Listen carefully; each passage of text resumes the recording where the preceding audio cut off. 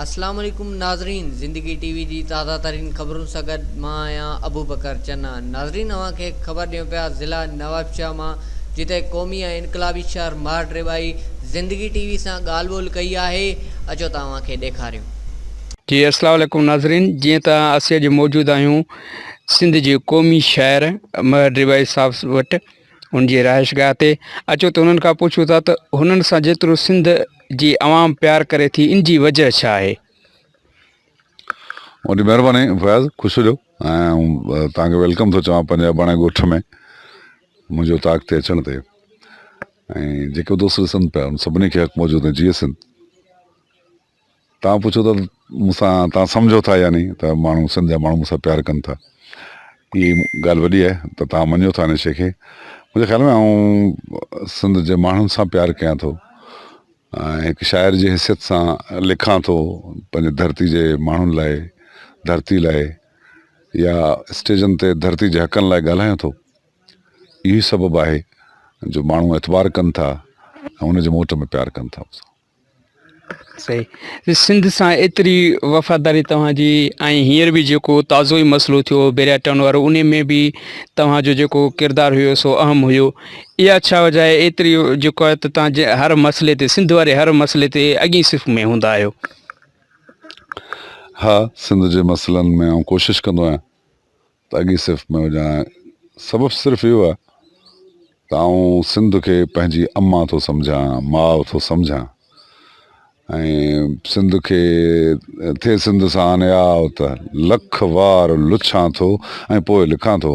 सो सिंध खे जॾहिं माउ सम्झिजे थो ऐं हक़ीक़ी माउ जॾहिं सम्झिजे थो ऐं महसूसु थो कजे त उनखे तकलीफ़ आहे त पोइ पाण नथो रोके सघिजे। पोइ जेको पंहिंजे हिसे जो कमु आहे पोइ कयूं था। पोइ बहरिया हुजे या के ॿिया मामला मसइला हुजनि, या सिंध जे वसीलनि ते धाड़ा हुजनि, या सिंधी माण्हुनि जे रोज़गारनि ते कब्ज़ा हुजनि, पोइ जेको पंहिंजे वस में आहे आवाज़ उथारनि, पंहिंजे हिसे जो कमु कयूं था। अच्छा उमर साहब, तव्हां जेको आहे त नाले वारा शाइर बि आहियो ऐं क़ौमी शाइर आहियो, इनकलाबी शाइर आहियो, त ڈॿائي साहिब शाइर कीअं थियो, इन जी छा वजह आहे। ॾिसो, शाइरी जो तालुक़ इंसान जे अंदरूनी जज़्बनि सां आहे, ॾिसण वारी अखि सां आहे त तव्हां समाज खे कहिड़े तरीक़े सां ॾिसो था न। ऐं ख़ुदा कंहिंजी मिटी अहिड़ी ठाहे छॾींदो आहे जो हुन में हसासियत वधीक हूंदी आहे। सो आऊं त उन ज़माने खां नंढड़े हूंदे जॾहिं मूंखे शाइरी जे शीन जी ख़बर कोन हुई, तॾहिं खां शाइरी लिखणु शुरू कई। ऐं पोइ वरी जॾहिं हसासियत जी अखि सां या शऊर जी अखि सां तव्हां समाज खे ॾिसो था, पंहिंजूं महसूसात, पंहिंजूं फीलिंग्स ऐं समाज में थींदड़ गैर रिवायती अहिड़ा अमल जेके तव्हांखे ठेस पहुचाइनि या तव्हांखे तकलीफ़ पहुचाइनि, उन्हनि जज़्बनि जो इज़हार। पोइ शाइरी थींदी आहे समाज जी ऐं पंहिंजे जज़्बनि जी तर्जुमानी। पोइ जेको उन्हनि खे लिखंदो आहे उन्हनि जे अहसासनि खे ठीकु तरह सां लिखी सघंदो आहे, या धरती या माण्हुनि जे तकलीफ़ुनि खे ठीकु तरह सां लिखी सघंदो आहे, उहो उन आहिस्ते आहिस्ते शाइर थी थो वञे माण्हू। अच्छा उमर साहब, असांखे सिंध वासियुनि जे लाइ अॼु अहिड़ा के लफ़्ज़ ॿुधायो जेके तव्हांजी शाइरी में हुजनि, जेके अव्हांखे पसंदि हुजनि, अव्हां पंहिंजे तरफ़ां अॼु सिंध वासियुनि जे लाइ कुझु लफ़्ज़ फरमायो। ॾिसो, पसंदि नापसंदि जी ख़बर त कोन आहे, माण्हू जूं कैफ़ियतूं हूंदियूं आहिनि। जॾहिं तव्हां हिकिड़ी शइ अकुल सां, रुॻो निज अकुल सां सोचे त मां शाइरी का ठाहियां, ऐं उनजो फ़ैसिलो करे सघिजे थो त हीअ मूंखे पसंदि आहे। पर जॾहिं तव्हां जंहिंमें अंदरियां जज़्बा, दिली शयूं इनवॉल्व हुजनि, तव्हांजी सोच, तव्हांजी जज़्बा उनमें इनवॉल्व हुजनि, त उहा उन वक़्तु जेका लिखिजे थी न, उहा उन वक़्तु वणंदी आहे। तो इहो फ़ैसिलो करे सघनि तव्हांखे हीअ वणे थी, हीअ कोन थी वणे। जॾहिं तव्हां जज़्बात जो इज़हार कयो था त जंहिं वक़्तु जेके जज़्बा हूंदा आहिनि उनजो जेको बहितर इज़हार थींदो आहे त वणंदो आहे। ऐं इहो कोन थो फ़ैसिलो करे सघां त कहिड़ी शाइरी मुंहिंजी भली आहे या कहिड़ी पसंदि आहे। सिंध लाइ, सिंध वासियुनि जे लाइ मुंहिंजी जेका कोशिशूं रहियूं त भई असांखे शऊर जी ज़रूरत आहे। सिंध इंतिहाई शाहूकार ऐं मालदार ख़ितो रहियो आहे काइनात जो, अॼु बि जेको पूरे मुल्क खे ताते थो। इन करे इन सिंध जे इन शाहूकारी ते, इन जे वसीलनि ते पहिरियों हक़ सिंधी क़ौम जो आहे। पर अलमियो इहो आहे फयाज़ साईं त पूरे पाकिस्तान जो जेको गुरबत जो रेशो आहे, गुरबत जी लकीर खां हेठि जो रेशो आहे, उहो वज़ीर आज़म साहब बि 2-3 दफ़ा ॿुधाए चुको आहे त 25% पाकिस्तानी गुरबत जे लकीर खां हेठि था रहनि. इहो आहे चइनी सूबनि जो मजमूई रेशो. पर सिर्फ़ु सिंध जेका आहे उहा 50% माण्हू सिंध जा गुरबत जे लकीर खां हेठि ज़िंदगी था गुज़ारीनि. ऐं यानी 2.5 करोड़ माण्हू लॻभॻि न सुठी सिहत, न सुठी तालीम, न सुठी खुराक, यानी का बि शइ उन्हनि खे सुठी कोन्हे. ऐं उहा इहा जेको इंसान नाइंसाफ़ी ऐं बेवाजिबी कई पई वञे, उन शइ जो अहसासु, उन शइ जो इदराक असांजे माण्हुनि खे तॾहिं ईंदो जॾहिं हुन वटि शऊर ईंदो. ऐं उहो शऊर तॾहिं ईंदो जॾहिं बहितर तालीम मिलंदी हुननि खे, उनखे ख़बर पवंदी त असां सां ज़ुल्म कहिड़ो पियो थिए. सो मुंहिंजो जेको कोशिशि रही आहे हमेशह, ऐं ॿियनि हक़नि ते आवाज़ु उथारण खां सवाइ, त ॿारनि जी तालीम अहम आहे. ऐं बिना कापी वारी तालीम, छो त कापी करे तव्हां गॾह पैदा करे सघो था, आलिम नथा पैदा करे सघो. सो बहितर तालीम ऐं शऊर. ऐं कोशिशि सदाईं इहा कया त उथो सिंध वारो थियो गैरनि सां साम्हूं, त भाड़िया न बीहंदा दिलेरनि सां साम्हूं. उथो सिंध वारो थियो गैरनि जे साम्हूं, त भाड़िया न बीहंदा दिलेरनि जे साम्हूं. असांजा ई आहिनि अगरि थिया मुखालिफ़, त असां ई थींदासीं वॾेरनि जे साम्हूं. ऐं टिॿाई ॿुधाए छॾियो दुश्मननि खे, बुखारा गिदड़ थियनि था शेरनि जे साम्हूं, बुखारा गिदड़ थियनि था शेरनि जे साम्हूं. ज़बरदस्त. अच्छा साईं, पंहिंजी ज़िंदगी में को अहिड़ो वाक़ियो जेको अव्हांजो यादगार हुजे, जेको अॼु अव्हां असां सां शेयर करणु चाहियो? फैज़, ज़िंदगी वाक़िअनि सां भरियलु त आहे. तव्हां अलाए केतिरा अहिड़ा वाक़िआ हूंदा जेके तव्हांजी ज़िंदगी ते तमामु घणो असरु विझनि था. ऐं ज़िंदगी जो पहिरियों जेको मूंखे परेशान कंदो आहे, मां मासूमियत 12वीं उमिरि जो ॻाल्हि कयां, जॾहिं 4थे दर्जे में पढ़ां थो, ऐं 3 दर्जा हिन ॻोठ मां पास कया आहिनि. ऐं 4थे दर्जे में मुंहिंजी अम्मा मूंखे ज़बरदस्ती बाबा खे, चाचा खे चई शहर पढ़ाई लाइ नवाबशाह मोकिले थी. तॾहिं शहर माण्हू कॾहिं कॾहिं वेंदा हुआ. पोइ मां शहर पढ़ाई लाइ वियुसि. ऐं मां पहिरियों, चाचो हिन शर्त ते मूंखे अम्मा खां वठी वियो, अकेलो पुटु हुउसि. त अम्मा सां इहो शर्त रखियो वियो त ही महीने में 1 राति ॻोठ ईंदो बसि. अम्मा चयो मूंखे क़बूल आहे. चाचा वारनि, बाबा वारनि खे हुते रही कोन सघंदी पुट खां सवाइ, पर अम्मा चयो त न, मूंखे क़बूल आहे. ऐं मां नवाबशाह वियुसि. ऐं महीने खां पोइ जॾहिं मां पहिरियों दफ़ो आयो हुउसि, त अम्मा ॾाढो ख़ुशि थी, मूंखे ॾाढियूं मिठियूं ॾिनियूं, ॾाढो भाकुर ॾिनो. मूंखे हिकिड़ी ॻाल्हि चई त अम्मा लाइ शइ कोन वठी आहीं. मूंखे अहसासु, नंढड़ो हुउसि, पर मूंखे इहो थियो त मूं वॾी ग़लती कई आहे. अम्मा लाइ शइ वठी ईंदुसि, ॿिए दफ़े जॾहिं ईंदुसि. ऐं ॿिए ॾींहुं सुबुह सां असां वियासीं हलिया 8 ॾींहंनि खां पोइ, छो त हाणे वरी ॿियो न, पोइ मूंखे महीने खां पोइ वञिणो हो. पर 8 ॾींहंनि खां पोइ मुंहिंजो चाचा आयो, अहमद ख़ान, त मूंखे चई ॻोठ हलूं. त मुंहिंजे लाइ हैरानगी हुई त 8 ॾींहं कीअं त चाचा वठी हले ॻोठ. पोइ मां 8 ॾींहं तकड़ो तयारु थियुसि ऐं चाचा सां गॾिजी आयुसि. नवाबशाह जानवरनि जी अस्पताल हूंदी, उन साम्हूं वरड़नि जी बस बीहंदी, उन बस ते आयासीं. बस में रश हूंदी, इन करे आउं नंढो ॿार बि साईं ॾाढो ख़ुशि हुउसि, छो त मां अॼु वरी ॻोठ थो वञा.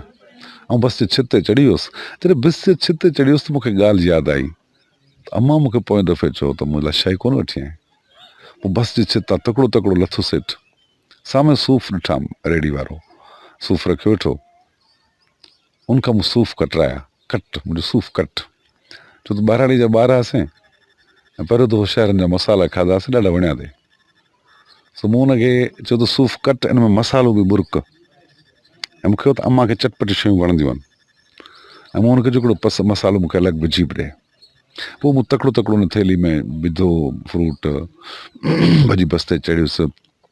ॻोठ खां 2 किलोमीटर 1.5 किलोमीटर परे बस लाहींदी हुई शाम जे टाइम ते.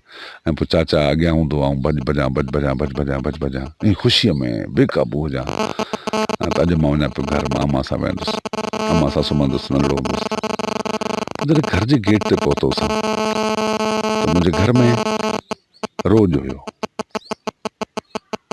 मूंखे ख़बर कोन छो पिया रहनि. ऐं सिधो वियुसि, मायूं वेठियूं हुजनि. मूंखे पोइ बि सम्झ न पई अचे. पुछा कई उन्हनि सभिनि खां, अम्मा किथे आहे? तूं खटे गिड़ी पई हुई विच ते, उन ते सवड़ आई पई हुई। ऐं वाड़नि वांगुरु उन सभिनि मायुनि में पंहिंजे माउ खे ॻोल्हियां पियो। पोइ मुंहिंजी नानी हुई, उन उहा सवड़ परे जो कई, उन मुंहिंजी अम्मा जो लाश पियो, अम्मा मरी चुकी। ऐं आउं त बीठोसि ऐं थेली मुंहिंजे हथ में हुई त काश मुंहिंजी आंदल शइ मुंहिंजी माउ खाए हा। सो इहो हिकिड़ो 12 उमिरि जो हिकिड़ो अहिड़ो वाक़ियो जंहिं ज़िंदगी मटाए छॾी असांजी। इन खां अलावा इहो पहिरियों वाक़ियो अहिड़ो हुयो जेको मूंखां कॾहिं कोन थो थिए। बाक़ी ज़िंदगी त वाक़िअनि सां भरी पई।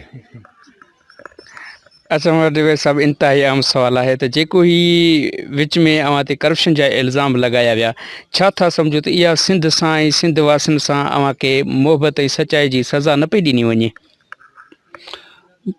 आउं कुझु चई कोन थो सघां। जिन बि ॻाल्हि इहा त इहा त सॼे डिपार्टमेंट खे ख़बर हुई असांजे खे त हिकिड़ो ठेकेदारनि सां फशरी हुई जिन कणिक नथे कई। इंस्पेक्टर जो कमु कणिक खणाइणु कोन हूंदो आहे ऐं मूं कणिक वरिती, खणणु कमु इंस्पेक्टर जो हुनजो हूंदो आहे, ठेकेदार जो। ठेकेदारनि कणिक कोन खई, असां लिखियो मथां बारिश पियो, कणिक सड़ी वई। जेका साफ़ हुई पंहिंजे घरूं वरूं करे खणाईसीं, बाक़ी जेका सड़ी वई तरे वारी उहा हुते पई हुई।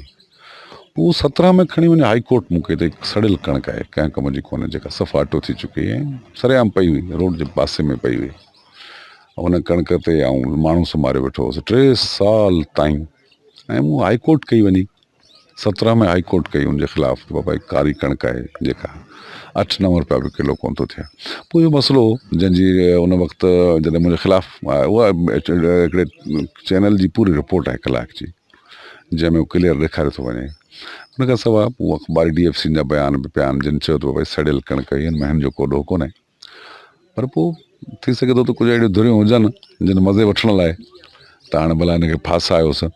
जेकर उहो करोड़नि जी कणिक मां खावां हा त मुंहिंजो मन तॾो तव्हां ॾिसी आयो आहे, हा न। ऐं वरी पोइ उन्हनि जो थैंकफुल उन्हनि जो आहियां जिन इल्ज़ाम आयो। ऐं उनखां वधीक हिकिड़ी ॻाल्हि ॿुधायां फैज़ तव्हांखे त एॾो वॾो स्कैंडल खणण खां पोइ बि सिंधी क़ौम मूंखे उनखां ॿीणो प्यारु ॾिनो। ऐं उन्हनि ॼण त अखियुं ॾिसी बि चयो त न ॾिॿाई ॾोही कोन्हे।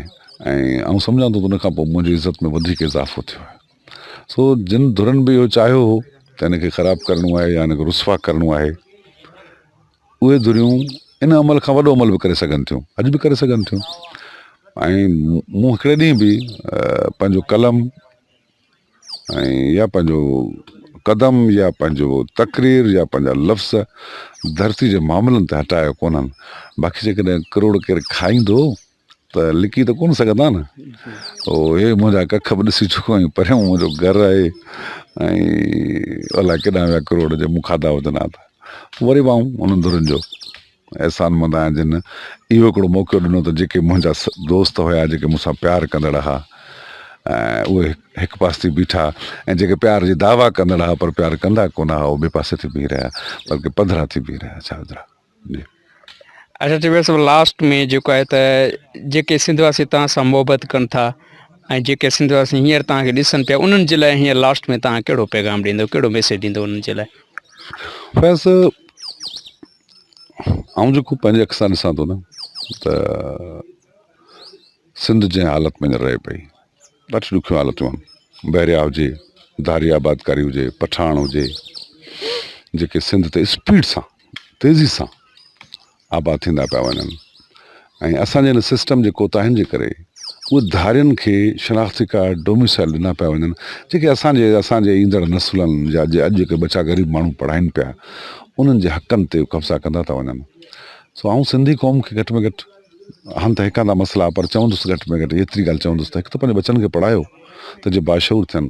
नंबर 2 त हिन वक़्तु जेके हालात आहिनि, सिंध ते पठाणनि जो हमिलो आहे, सिंध जे हर शहर ॻोठ में पठान अचे पियो ऐं करोड़ खां उन्हनि जो तादादु टिपी चुको आहे। हीअ अथेंटिक रिपोर्ट अथव। इहो कुझु नथा करे सघूं। असांजो ग़रीब माण्हू थो सम्झे त जेका मां ग़रीब आहियां, मां कुझु कोन थो करे सघां, त उनखां आउं एतिरो चवंदुसि त कुझु न कर, पर कंहिं पठाण खे खीसे मां 30 रुपया कढी न ॾे, उनखां कपिड़ो न वठि, उनजी चांहि न पी, उनखां बूट पॉलिश न कर, उनखां चांवर न वठि, घटि में घटि एतिरो त कंदे सिंध दुश्मन खे तूं खीसे मां पैसा न ॾे। सो सिंधी क़ौम लाइ इहो आहे त अचो त पंहिंजे सिंध जे मामलनि लाइ सिंध जे दुश्मननि खे सुञाणूं ऐं उन सिंध जे दुश्मननि खां बाइकाट त कयूं। इन मन सुभाणे असांजी सिंध या असांजो पंहिंजो जेको ईंदड़ नस्ल आहे उन्हनि लाइ का टुकरी बचे, न त धुरियुनि जो पूरो पूरो पूरो पूरो इरादो आहे त जीअं फ़लस्तीन में यहूदी आबाद करे अॼु फ़लस्तीनी मारजनि पिया, तीअं सिंध में पठान आबाद करे सिंधनि खे मारियो वेंदो। पंहिंजी सिंध खे इसराइल थियण खां बचायो, हिकु भरपूर हिकिड़ो ज़रूरु आवाज़ उथारियो ऐं धारियुनि जो बाइकाट कयो, ख़ुशूसन पठाणनि खां बाइकाट कयो, समाजी मुआशी। वॾी महिरबानी ॾिॿाई साहिबु, असां शुक्रगुज़ार आहियूं अवां असांखे टाइम ॾिनो। जेतिरा थियनि तव्हां ॾिॿाई साहिब जा वीचार ॿुधा। अॼु जेको आहे क़ौमी शाइर इनकलाबी शाइर असां सां गॾु हुया। अॼु असां संदसि जी राइशगाह ते पहुची ऐं हुननि सां मुखातिब थियासीं ऐं जॾहिं त हुनजो चवणु हुयो त असां सिंध वासियुनि सां पहिरां बि गॾु बीठल हुआसीं, गॾु बीठल आहियूं, इनशाला गॾु बीठा रहंदासीं। कैमरामैन ज़ाकिर ज़रदारी सां गॾु फयाज़ हुसैन ज़रदारी, ज़िंदगी TV, नवाबशाह।